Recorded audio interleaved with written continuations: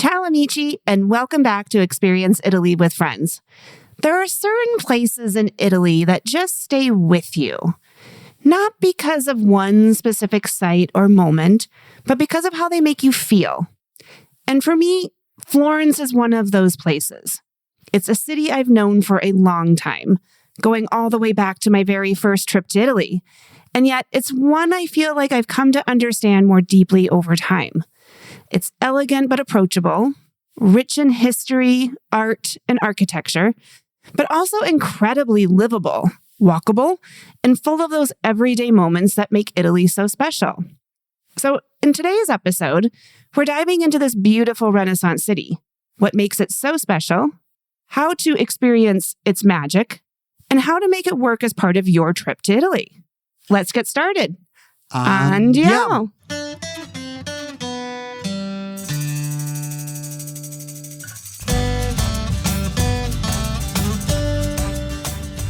Experience Italy with Friends is a travel and lifestyle podcast where we will explore our favorite destinations and hidden gems, share key travel tips and cultural insights, and provide real-time updates about our move to this remarkable country.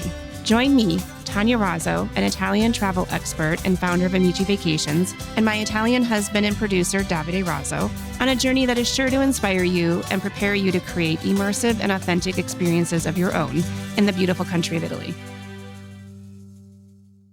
Ciao, everyone, and thanks for joining us. I'm Tanya, and as always, I'm here with my husband and co-host, Davide. Ciao, amici. So today, Davide, we're finally going to talk about Florence, and honestly, it feels like maybe we're a little overdue. Yep. Because, when we stepped back and looked at the episodes we've been doing recently, we realized we've covered many of the classic destinations in Italy. We've done Rome, Venice, Milan, even the Amalfi Coast, but we haven't really talked about Florence on its own yet. And, it's come up in conversations about Tuscany, but I'm not sure why we've never really focused on the city itself. Yeah, and it's such an important city, Tanya. What took us so long? I'm not sure. We've kind of spaced out. But it is an important city, and not only because of its history, it's the birthplace of the Renaissance. I think most people know that. But also because it's one of the most requested destinations I have from clients. It comes right after Rome. And once you've been there, it's easy to understand why. I mean, it's beautiful. Mm-hmm. It's walkable. It's full of art and architecture and culture, but it just has this really approachable, almost cozy feel to it that's different from some of the other major cities, right? Yeah, I agree with you. What do you think makes Florence feel so different than, other cities like Rome or Venice? Well, I think it's a great question. And, but we've talked a little bit about on, the Rome episode that Rome is just this ancient, grand city, and it has all these layers of history going all the way back to the Roman Empire and even earlier influences. And you just feel like you're in Rome. It's Roman. Yes. And then Florence, it feels different. Like it is strange because it's only, an hour and a half north by train, but it's very, it's softer. It's more intimate. It's about design and detail, and it's that Renaissance. So it feels very refined, very intentional, and let's just say artsy. Yeah, I completely agree with you, Tanya. And, because the historic center is so compact, it feels smaller and easier to enjoy on foot, Yeah, exactly. You can really just walk around so much more easily, and it feels approachable. And, for me personally, it's a city that, I've come to appreciate more in recent years. And, I first visited Florence way back in 1997 when I was backpacking through Italy. And, I think I mentioned this way back in episode 1. Yeah, but remember that. And, interestingly enough, though, we didn't come back for a long time, like even when we were living in Switzerland. So we didn't come back until 2016. Yeah. We just kind of would go by it and head into Tuscany. I think the first time I was in Florence was 1997 when, I talked about that too with my buddies and with our bikes, arrived in Florence and then biked to Siena. Yeah. But yeah, I think, we tend to spend more time in the Tuscan countryside instead of Florence, right? Uh-huh. But I think, since 2023, we've been back many times. And now that we live nearby, it's become one of those places where you can easily visit, for a day trip or a weekend. We've done that. And our daughter studied abroad there last year, and, which gave us another reason to go there more frequently. Yeah, no, it's a place we now know very well, and one that I'm really, really excited to talk about today. How about you? All right. Well, I'm eager to learn more about Florence through your lens. But before we do that, Tanya, we always start with a quick update from La Vita in Montepulciano. Yes, it's been an exhausting couple of weeks. Like I always say, we have a busy couple of weeks, and we're never not busy, but this one was really exhausting. And it's because we mentioned we had to move. Yes, we moved. Again. And it was so, oh my gosh, tiring. And I'm so tired of packing up and deciding what I'm going to use for the next 3 months and what I'm going to put in storage. And it's just been, and then cleaning and preparing. It's just a lot. I know. A lot of physical effort. And we had help. We hired professional movers, which you might think, okay, they'll take care of everything. Well, they did the hard stuff, right? But someone still has to pack it. I know. Somebody has to pack it. And all the little stuff that we brought here in the apartment where we are now had to be moved as well, which we didn't tell them to move it. So, well, it's just those odds and ends and suitcases and stuff. And then moving into Centro made it a little bit more interesting. But hey, I want to talk about, because I thought this was kind of funny, how they moved. Because we had moved in just from the front door and our little staircase and, I remember that vividly. Yes, we did all the work. And I just assumed they would be taking everything out the same way. And I'm in the kitchen doing the final packing of things. Mm-hmm. And I'm looking out across, around the balcony. And there's this elevator. It looked like a ladder / grain elevator. And I'm like, what is that? And he's like, well, they're going to move our stuff in and out from the balcony. I was like, really? And I'm like, this is 30, 40 feet off the ground? Yeah. And our stuff was just on this platform that they would roll up and down this track. Yep. And I was like, oh my God, that's so cool, but also so nerve-wracking to think all of our things are just sitting on this platform. I know, we had our bed on. I said, oh my God, no, they have to hand carry it down. They cannot put it on the platform. I said, chill out, Tanya. They know what they're doing. I don't know.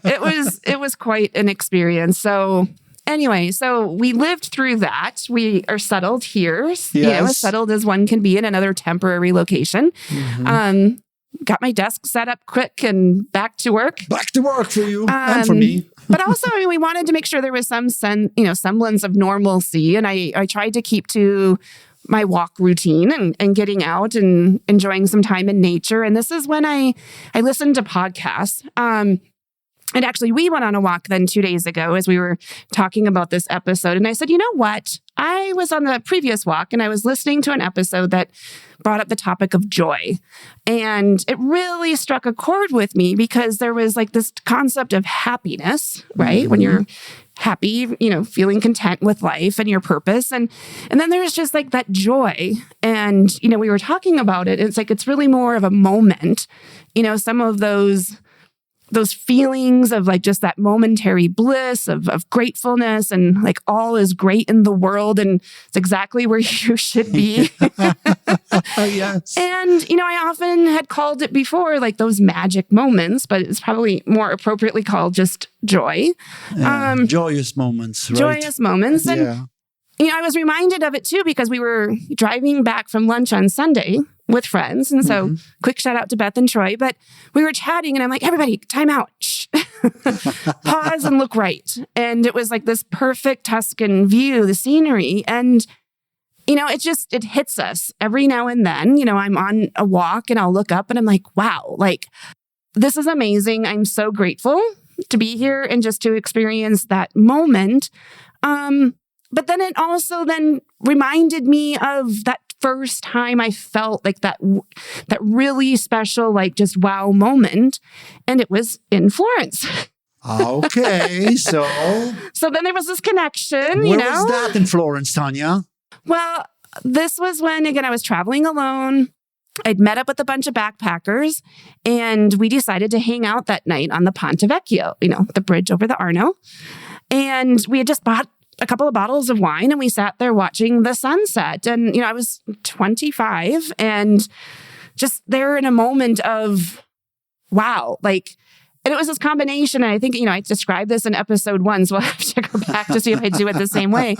But it was just beautiful. And I had met these, new friends and I was just grateful for the moment. And it was this magical view of the sun reflecting off of the river and the entire bridge was glowing. Mm-hmm. And I don't know. It was just incredible. And, reflecting on that moment and just the concept of joy in the midst of everything we just went through. Right. And now you want to spread that joy, those joyous moments to whoever's listening to this podcast or to your clients, right? Well, yes. And so I just thought it was a great time. All of this together just struck me as it was time we talked about Florence and those magic moments. Okay. And that's where, for me, the magic began.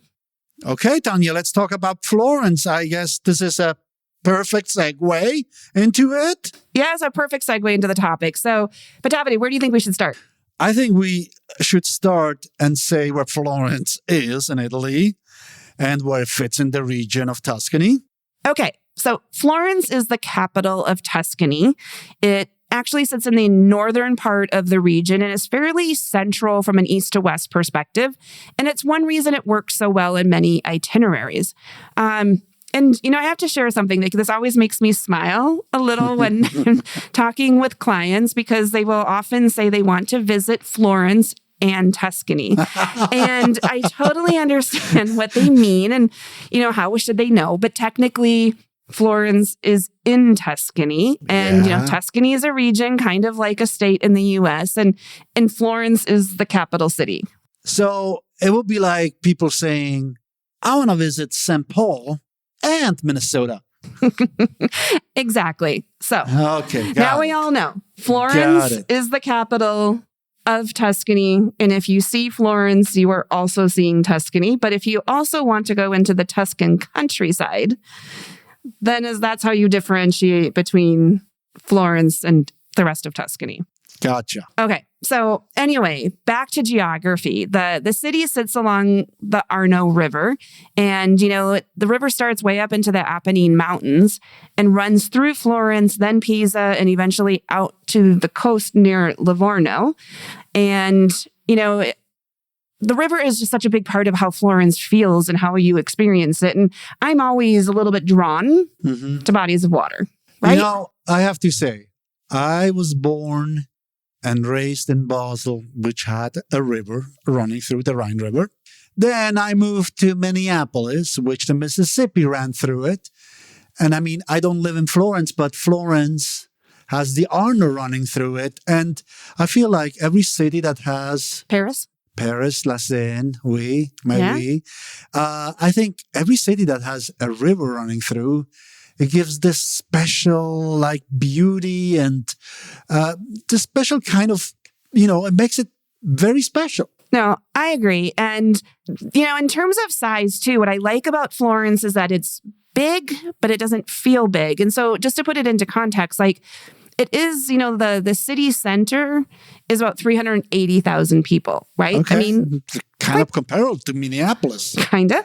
Yeah. And, in the greater metro area, it rises to about 1 million.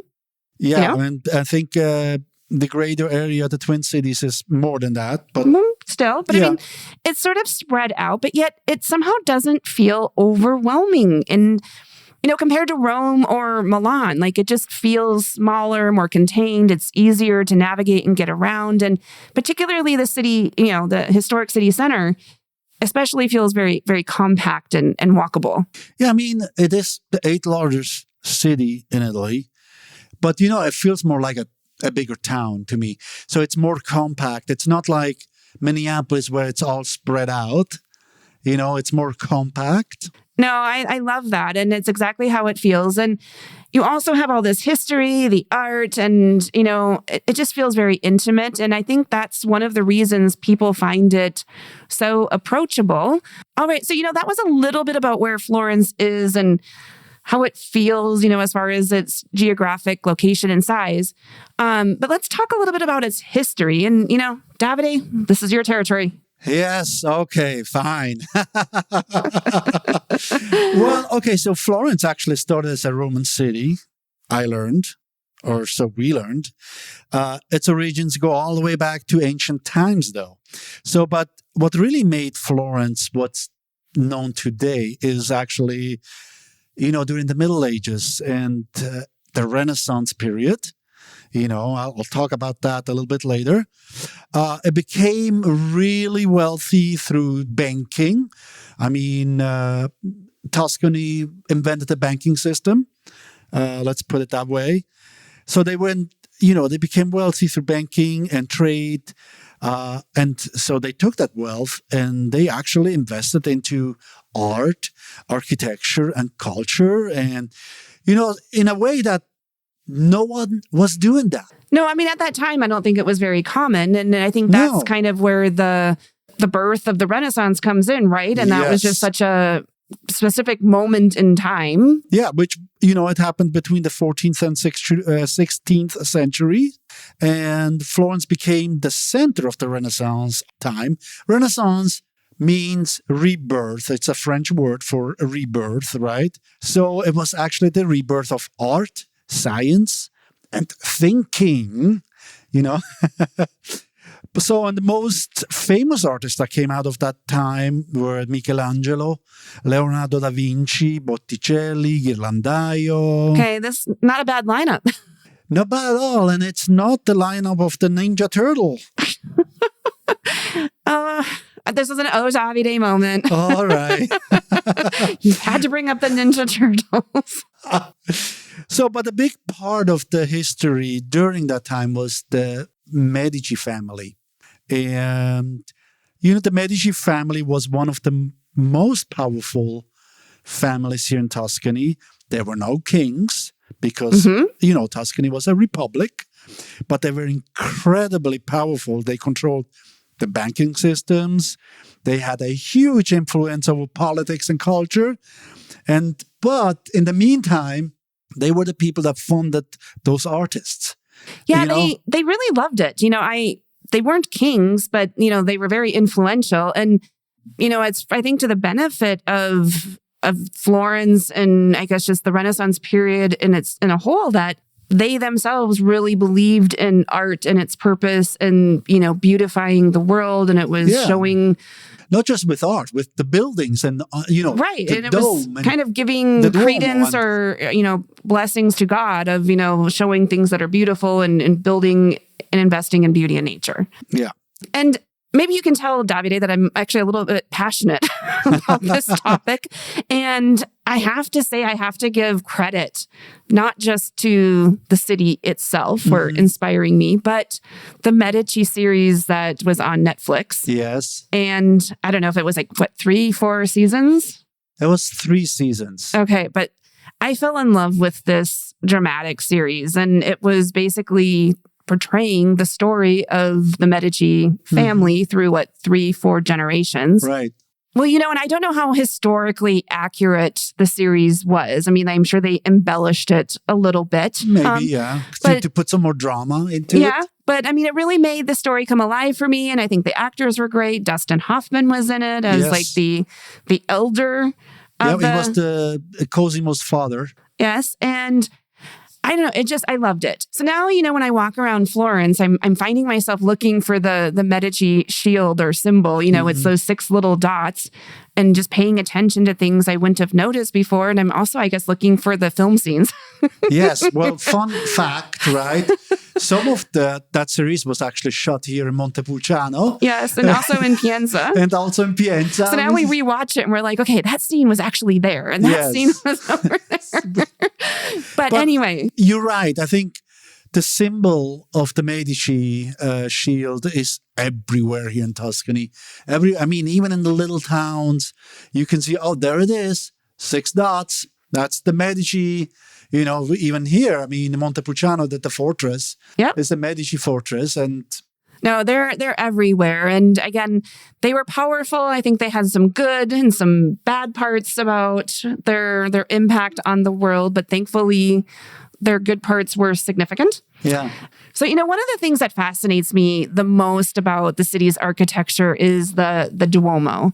And, the cathedral itself was started in 1296, but the dome wasn't completed until Brunelleschi finished it in 1436. I mean, that's 140 years later. What an endeavor, Tanya. I mean, 140 years. Can you imagine? No. And I mean, it just sat there unfinished for decades because nobody knew how to actually construct a dome that large. And if I'm remembering correctly, the Medici family helped to provide the funds to support Brunelleschi and actually get it done. It was a Cosimo the Medici project. But I remember in the TV show, Dustin Hoffman was saying that they asked him, so why are you planning for a dome if you don't know how to build it?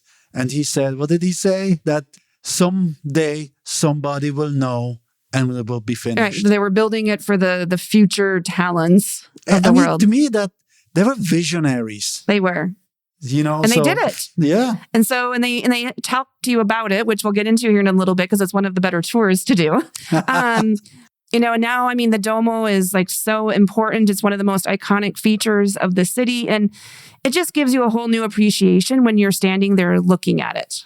Yeah, Tanya, that's really what Florence makes it so unique. It's not just beautiful, it's layered with history, the power. You can feel the power too when you walk there, and the art, the innovation. It's all there in one place. Exactly. I love it. And with all of that history and everything there is to see, I think, one of the biggest questions people have for me always is, where should I stay to best see Florence? And, because Florence is a city that, it does seem simple in many cases, but your experience can feel very different depending on where you are and where you home base. Well, it's like in every episode where we talk about a city. Oh, I want to be in the best area. Where is the best area? Where is the best area in Florence, Tanya? Is there a best area? Well, that's such a good question. You're right. It's the most commonly asked one. Like, where is the best? And I mean, the honest answer is no. There's never a best area. And, what I always tell clients is that, particularly for Florence, as we mentioned, it's fairly compact, right? Yeah. So, geographically, there isn't like a huge advantage if you're in one neighborhood or another, because it's a difference between, yes, maybe being 5-10 minutes away from something and 20 and 25 minutes. Mm-hmm. It's not like you're, Rome where it's 45 to an hour. Yes. It's just a different concept. So it's not really about convenience, that should really shape your decision, but it's about vibe and how you want to experience the city. Yeah, I mean, okay, so you have to explain that a little bit better, Tanya, about vibe, because, I mean, I can walk through Florence and yes, you're right, but tell our audience what you mean by that. Okay, well, it's similar to, I think, how we talked about this in Venice, where, your choices are, do you want to be right in the middle of everything with the high energy and, you step outside your door and you're right in the main sites and the crowds? Or do you want something that feels a little bit more local, a little quieter, where you step into the city when you want to, but also can step away from it when you want to? And then, of course, budget plays a factor, as it always does, because the more central areas tend to be more expensive. So, this is honestly where having some guidance really helps, because there are so many options and not all of them delivers the same experience. So then break it down like you break it down for your clients. So go ahead, Tanya. Well, let's start with the historic center, right? I just mentioned the Duomo. It's the key landmark. Where I'm talking about. There's the Piazza della Signoria. Yeah. And so, this area, I mean, it's the classic first-timer base. It's very ultra-central. It's historic. Like, you're in the middle of the action. And it's also very architecturally significant because you can see the Duomo, you see the Palazzo Vecchio with the tower, you see the loggia, you have the fountains. Like it's just very magnificent. But you also can then walk everywhere else and it's very convenient. But it's going to be the most busiest, the most crowded part of the city. It has a lot of restaurants and cafes, some good, some a little touristy, but then again, you always have to choose the location and what you're looking at versus, true authenticity or quality. I mean, it's authentic, right? But we always say quality. Right. But you have to, it depends on if you feel about that kind of energy. Do you love that or you hate it? And if you want to, if you're staying there, and we noticed that too, is if you want a little bit more quiet, go early morning, like at 7, 8 in the morning, go to a bar and get the cappuccino, and it is so quiet, but beautiful. Yes. Another thing about staying in that area is like views are important, right? I mean, there are some of the apartments where you get this great view of the Dome or the Palazzo Vecchio. Like that's kind of special. Yeah. So anyway. Okay. So next neighborhood, Tanya. Okay. What about Santa Croce? Well, this is also a great neighborhood. It's actually a little bit further east from the historic center, and so a little bit further away from the train station. But it's still fairly central. It's just a little bit removed from the heaviest crowds. And, this has a little bit more of a local feel, especially in the evenings. Mm-hmm. And I think it strikes a really nice balance of culture and neighborhood life. There are lots of great restaurants, and also the Mercato Sant'Ambrogio. And so it's one of the markets that more of the locals shop at. And we did a great food tour around that area. And, really some of the older, classic historical restaurants, and really enjoyed it. And then you've got the Piazza della, Santa Croce and beautiful church, but we'll get into in a second. But I mean, that whole area also just very unique, has just a different vibe. And it's where all the kind of the leather shops are. Okay. So the next neighborhood then, Tanya, I know this is your favorite, and I think mine too, is the Oltrarno. Yes, and what does that mean, Davide? The Oltrarno is over on the other side of the Arno. Right, the other Arno. Yes, the other Arno.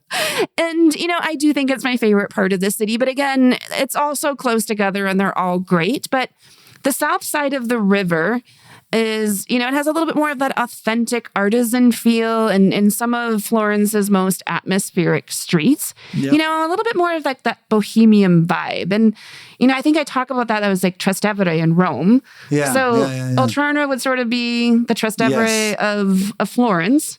Yeah. And also it's here where you'll find the workshops, some of the smaller restaurants, a little bit more of that local neighborhood feel. And in the evenings, it's really charming. People are out in the piazzas, Piazza Santa Spirito is important. And it's just got that little more relaxed feeling about it. And what I do love about staying on the south side of the river as well is that from this view of the city, this perspective, you actually get the skyline view of, both the river, but, the actual Duomo and the Dome and the tower of the Palazzo Vecchio. And so you really get that a little bit distant perspective of it. And it's beautiful. And either you can stay right there along the river, or you can go even a little bit further south into the neighborhoods of San Frediano, Santo Spirito, or San Nicolo. And that's really where, a lot of the and I think Florentinians live. I think it has also less tourists in that area. So it's less crowded for sure. But what makes it really special to me is that neighborhood feel vibe. Some of the best restaurants are over there, and love it. Can't wait to go back there. Okay, so the next area we're going to want to talk about is the Santa Maria Novella, or, the train station area there. Tell me more about that area, Tanya. Well, that area can be actually very practical, especially if you're coming and going by train or planning to do a lot of day trips. But again, the entire city is reachable, to the train station within 20, maybe maximum 30 minutes. So being close to it, just shortens that if you want to be really close and you don't want to lug luggage anywhere, or take a taxi. And while it's not maybe quite as charming as some of the other neighborhoods, it still really does have a ton of character. Like I enjoy it. I think the Piazza Santa Maria Novella is a fun piazza with a lot of great cafes. Some great hotels are right there. The church of Santa Maria Novella is beautiful. And we'll talk about it. It's a little bit even prettier than the Duomo. But it just has easy access into the city center and the train. So it works really well from a logistics standpoint. Yeah. Okay, so then it really comes down on how you want your days to feel. So, right. No, I agree. It's do you want to step right into the energy of Florence? Do you want to ease into it? And, I spend a lot of time finding that right balance for people. And I have to say then, let's keep progressing. Okay. Once you've figured out where to stay, the next question then is always, what do you actually do in Florence? I thought these were saying what to eat. But not yet, Davide. Not yet. Okay. Okay, so what do you do in Florence?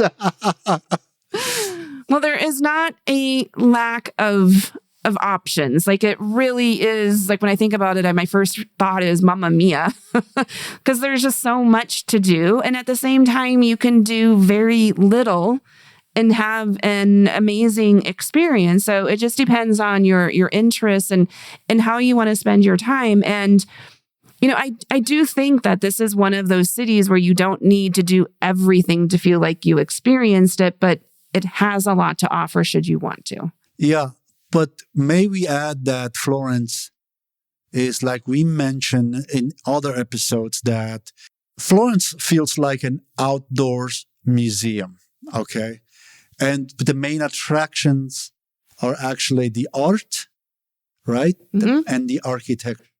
No, exactly. And so you don't have to do a lot of things going indoors. Yeah. To get the feel and the grandeur of Florence. You can experience it walking around. But, I do want to break it down into some key buckets for people as far as like planned activities for those who want a little bit more structure. And, I usually do start talking about art and museums because Florence is one of the most important cities for the world of art. Like we just kept saying, right? And architecture. And this is where you can easily overdo it. You don't need to do all of them. So you kind of have to pick and choose. And I would say the most popular is the Galleria dell'Accademia. And that's where the statue of David is housed. And that's where, Michelangelo. And the Uffizi, I would say, is probably the second most popular. Yes. Where it has, tons and tons of famous art. It's sort of the Louvre, comparable to the Louvre in Paris. Yep. You have the Uffizi here in Italy. And then you have smaller museums like the Bargello. And this one is more focused on statues. And I would say it's underrated. I think, again, I fell in love with it a little bit more because it has a lot of the statues that they portrayed of the Medici family in the series. And so when I went in, and also it was in one of the palaces, are amazing. And then you've got smaller museums, or I guess lesser known, maybe the Museo San Marco. We just recently went to see. You went to there, the old monastery. And it's you went there, not me. Yes, it's quite large. Davide doesn't do museums. The Duomo Museum, the Duomo has its own museum that has amazing artifacts and actually the original bronze doors from the baptistry. And then there's the interactive museums with Leonardo da Vinci. There's a train museum for model trains. For the little kids? Okay. Well, I think we know some big kids who love trains too. Yes, Mike. But there's just a huge range of museums. And I just want to point out that it's not just what's inside, but the buildings themselves are quite impressive. So you kind of have to narrow it down to what are your key interests of, do you want to do one museum or no museums? And just know yourself, like, is this, because there's enough to do on the outside, to your point.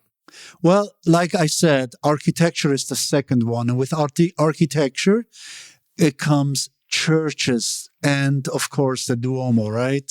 Yes. And also, I would say palaces, I will kind of add. So let's kind of cover the main types of buildings outside of museums that you can go see. And the main one, of course, is the Duomo. It's the Santa Maria del Fiore. And it's the most iconic. And the one thing that I'm going to talk about, and some people might disagree, but I really focus on the dome itself and the exterior.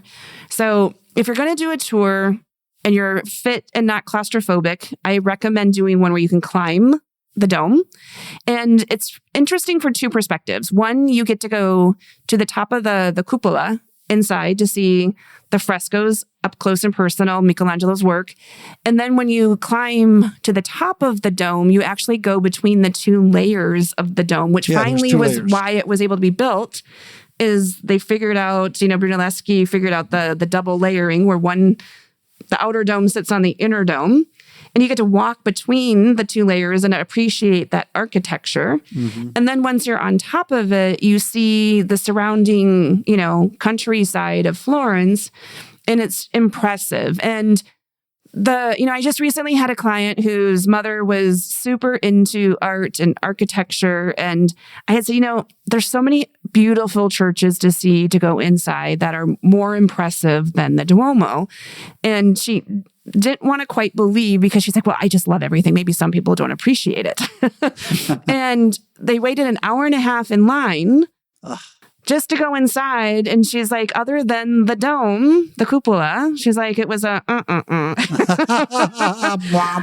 yeah, it's like, you did much better. And she just was kind of like, oh, there's really not much. I mean, it's just kind of vanilla.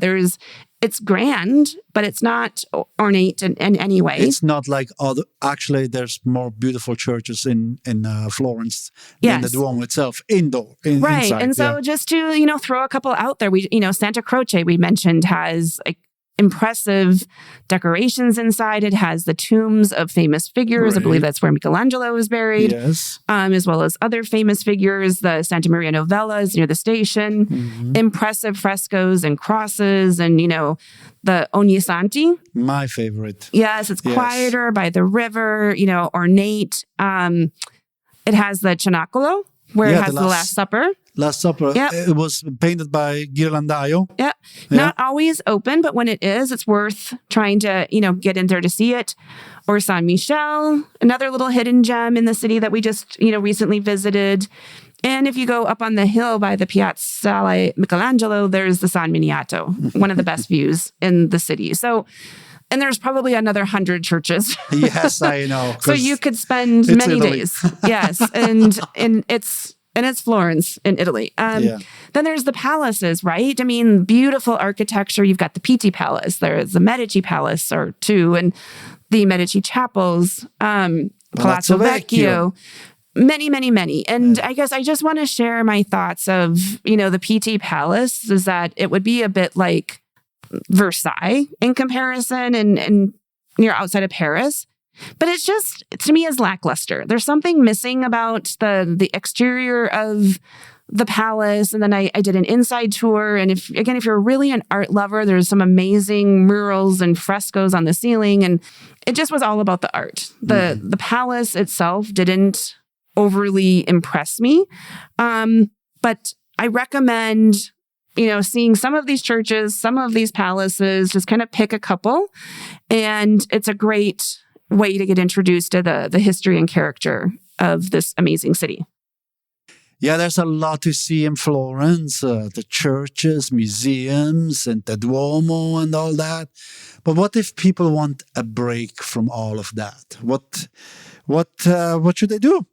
Well, this is where Florence is also amazing, because you've got these many beautiful outdoor spaces where you can go slow down for a bit. And I said I didn't love the Pitti Palace so overly the top, much, but it does have the Boboli Gardens behind it. And I would say I like the gardens more than I like the palace. That's more your element, right? Yes, I love that. But it's a very large, formal, structured garden. Okay. And you could spend hours in there. And then also from there's great views of the Florence skyline.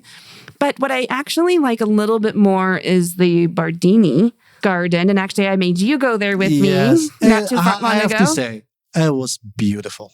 It's charming. It's a little bit more layered as far as you go kind of work your way up the hill towards Piazzale Michelangelo. But it is just more intimate. It's very beautiful in spring. Actually, we need to get there in the next week or two because the wisteria are in bloom. Yeah. And it's impressive. It has this big tunnel filled with wisteria, and we're never quite there when they're in bloom. But near there is also the rose garden. I think Elena, our daughter, mentioned that she loved to go hang out there frequently and do walks.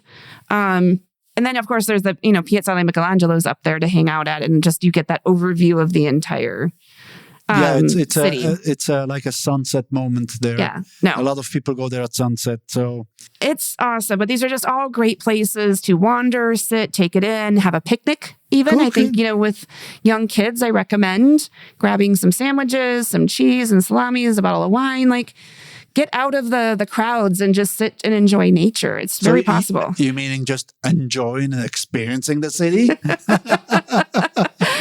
Yes, and perfect segue into the next bucket, Davide. Okay. Good job. So how you experienced? What's the best way to experience Florence? Well, I mean, you definitely want to do some of these structured activities, but so much of it just to appreciate the city is to walk the streets, cross the bridges. And I feel like we take turns, like which bridge we cross, because you get a different perspective. If you're on the Ponte Vecchio, you don't get to enjoy the Ponte Vecchio as much. No. But if you go to the bridge north of it or south of it, then you see the actual buildings on the bridge better. Mm-hmm. So then it's like, well, okay, each time we cross, pick a different bridge.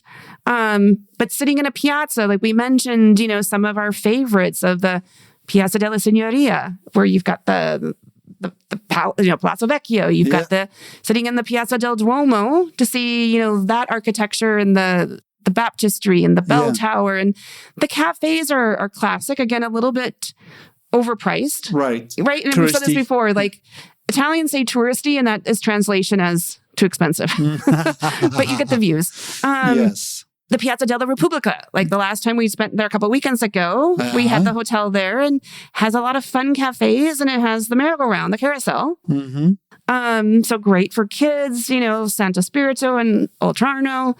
Kind of I think of it as the happy hour place. Yes. A lot of fun, cafes there. So I just want to say some of the best moments aren't planned at all. Just wander around and enjoy the city. And I think, also a way to experience the city if you're short on time is to actually do tours. Yeah, and I think that helps from an efficiency standpoint. But I also want to point out, I encourage tours because it really helps bring the city to life and provides context and storytelling, right? Yes. If you didn't watch the Medici series, if you didn't read books, if you didn't prepare yourself on some of the history, there are some very talented guides that I work with that make it enjoyable and tell you the stories. And I love hearing about the drama between some of the artists and some of the rulers and the power figures. And all of that comes out, as well as all the symbols and the architectural things that you wouldn't notice. I mean, we knew of the Medici family, but we did not know anything about it until we did that tour. Yes. And we learned all about them. Right. I loved it. And just even what was the inspiration behind the Ponte Vecchio, and how did it, the walkway all the way through the Uffizi to the Palazzo Vecchio. And I don't know, you learn so much, but I mean, there are so many different kinds of tours. There's the walking tours, there's museum tours, food tours, cooking classes, gelato classes, wine tours, and the wine windows. That's a whole other topic we won't dive into, but there's wine windows throughout Florence to experience. And there's the artisan experience if you want to see how mosaics are, created in paper and leather, and there's the leather school, and then there's the markets, right? We talked about the Mercato San Ambrogio, but the main one is Mercato Centrale. Mercato Centrale, yes. So anyway, I just feel like a good tour is worth it, but you have to pick and choose which ones are of most interest to you, and if you want to be indoors or outdoors. Okay. Well, what's left to do in Florence, Tanya? I think women know. Hey, actually, I think you're being a little sexist there, because one of my more recent clients was a hat, lover. And there is a particular hat shop that I found for him in Florence. But I will agree with you that my women clients bring it up more often. Shopping. Yes. And to the point where I've actually created a Google map. Of course you did. You have a Google map for everything. Have to keep organized somehow. Where to stay, where to eat, where to shop. But But I love it. But hey, I mean, another recent client actually even one-upped me of the Google map. And that is his niece in her 20s discovered through TikTok, of course, that there are personal shoppers that you can hire. Get out of here. To take you on shopping tours and help you shop. Okay. Where have we come as a society? But hey, they do themselves and we do ourselves. Let's put it this way. So. Exactly. So anyway, tons of shopping. That's a sport for some people and or casual window shopping for other people. Okay. But there's some great things. Okay. Wow, Tanya. Yes, you covered a lot. I told you, Mamma Mia. What is to do there in Florence? Okay. So let's move on. And I'm going to ask you, if people want to use Florence sort of like a home base to use it as to go to other places in Tuscany or nearby, would you recommend that? Absolutely. I think Florence makes a great home base for many people. And it kind of comes down to a little bit to a decision of, do you want to spend your time in a city that has, nightlife and a lot of different restaurants, or do you want to stay in the Tuscan countryside where it can be in an agriturismo or a smaller town and a little bit quieter? But let's just say you're in Florence, you're staying there and you want to choose it as a home base. Some of the advantages of using Florence as a home base is that it gives you time to enjoy the city in the morning. Yes. You referenced this earlier, as well as to enjoy it in the evenings. And you're missing the day trippers who are going into Florence for the day. Good point. Yep. Good point. There's an advantage always when you're in a home base that you can skip out on the crowded moments. But then even from a proximity standpoint, there's just so much to offer, nearby Florence. And so... Such as what?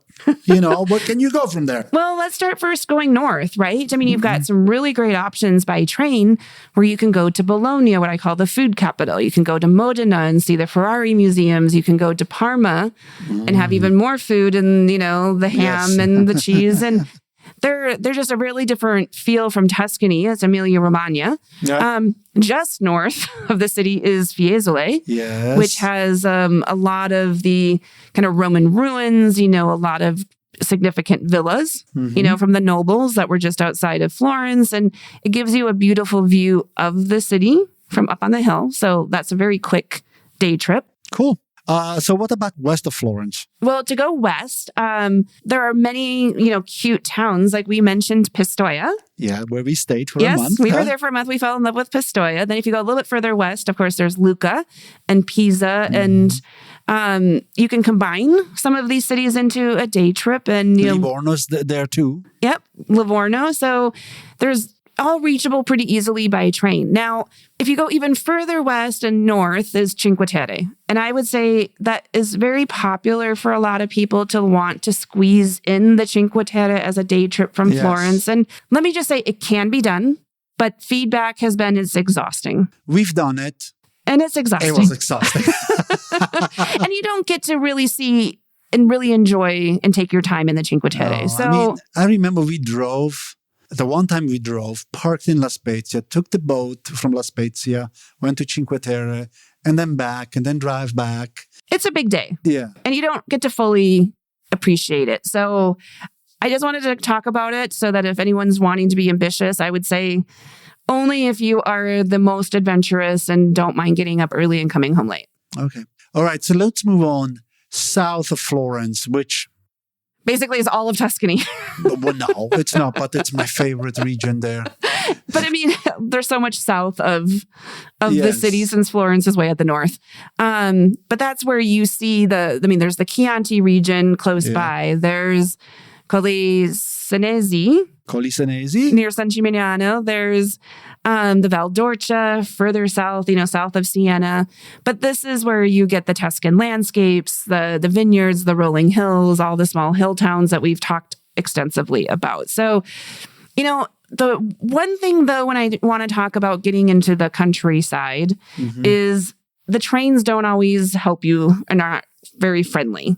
So you need to either do an organized tour or you need to rent a car. And so that's just, something to note, that if you're using Florence as a home base and you don't want a car in Florence, to get out into the countryside, logistics become a little bit, more of a challenge. Yeah, a lot of your clients, they stay a couple of days in Florence and then they say, okay, let's rent a car for a day or two. And then they, rent it nearby the train station, and then they can drive down there and they come back, return the car, boom. Yes. No. But overall, Florence just has so much, variety and options available, whether you're just in the city or if you want to spend some time doing day trips outside of the city. But one of the things I think we need to talk about a little, Davide, again, what's your favorite topic? Is food. Yes. So whether you're in Florence or head out into the countryside, food's going to be a big part of the experience. And, we don't want to get into it too much because I feel like we've talked a ton about Tuscan food. Yeah. What's there else to...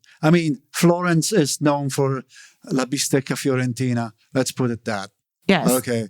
So and that's the first thing, this right? This is the huge steak, right, Yeah. Davide? And, I guess a key thing that you love to talk about and point out is the how should it be cooked part. Yeah, they only cook it one way, their way. So don't ask for it well done or medium rare or medium.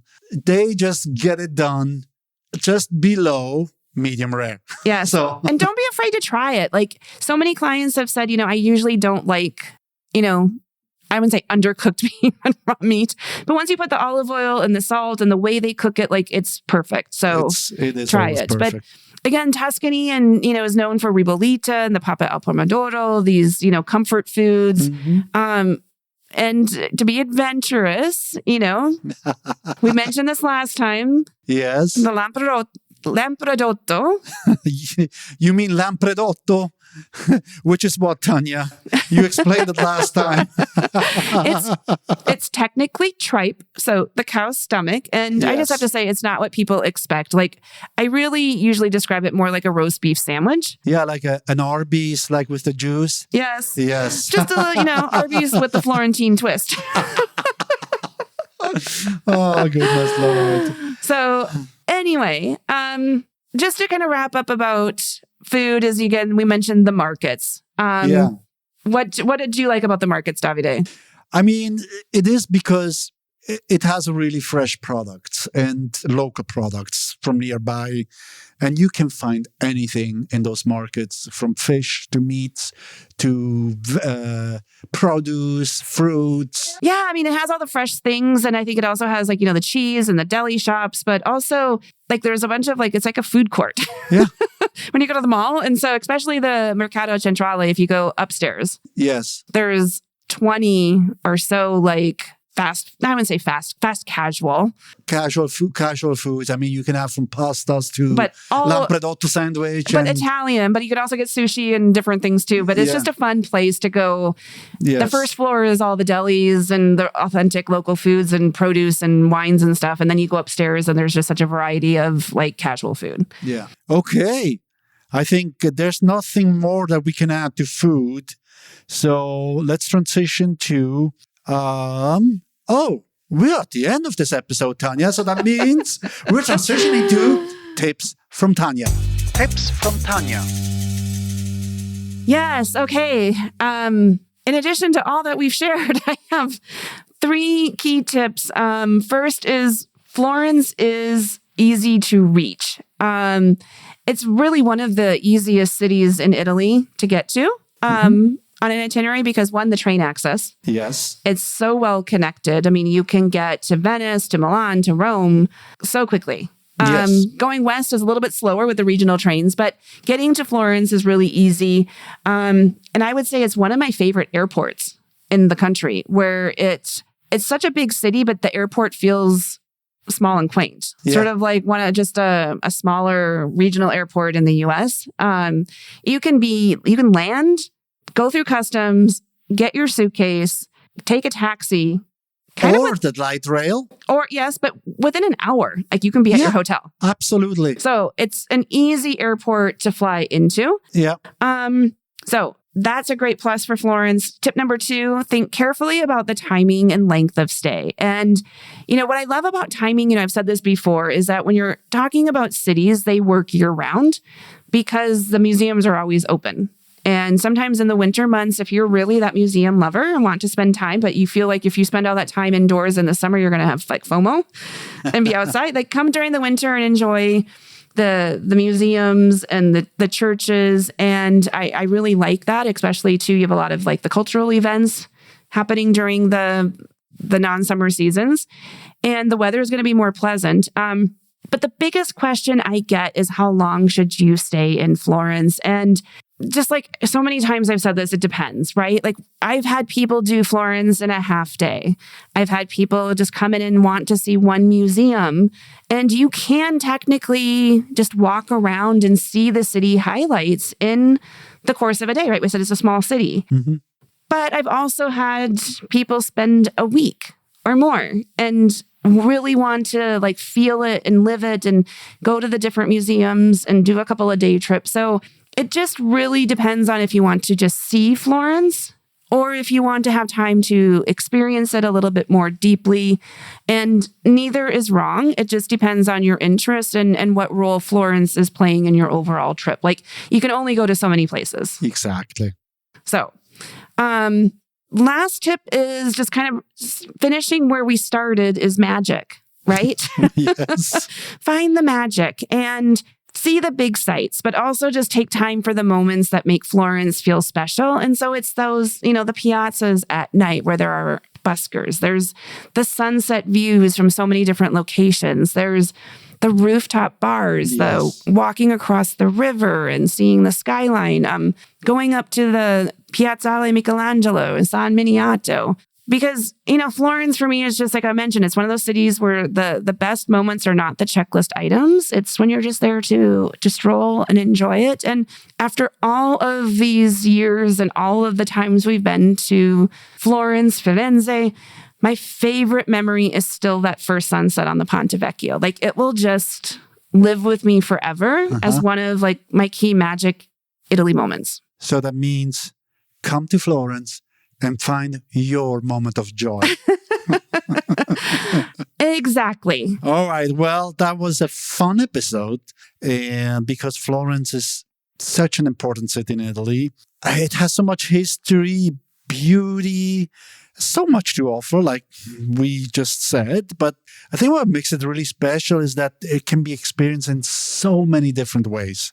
You can go for the art, you can go for the history, the food, my preference, the shopping, Tanya's preference, the views, or simply a feeling, just being there, just experience Florence on your own way. So well said. And I think that's what I've come to appreciate more over time. Like, Florence is iconic for a reason, but it's also a city that can feel very personal depending on how you choose to experience it and how you want to pace it. Exactly, Tanya. And I hope this episode helps you to plan your own trip and your own experience here in Florence. Yep. And, whether that means museums and churches, just wandering the neighborhoods or day trips into the countryside, or frankly, just sitting in a piazza with a drink and taking it all in. Florence is wonderful. And I really hope this episode inspired you and gave you some helpful tips. Grazie mille for spending time with us today. And should you still have questions, as usual, you can reach us on our Facebook group page, Experience Italy with Friends. Wonderful. Okay, thank you all for listening. Thank you for your time. See you in the next episode. Ciao, Arrivederci. ciao. Ciao, ciao.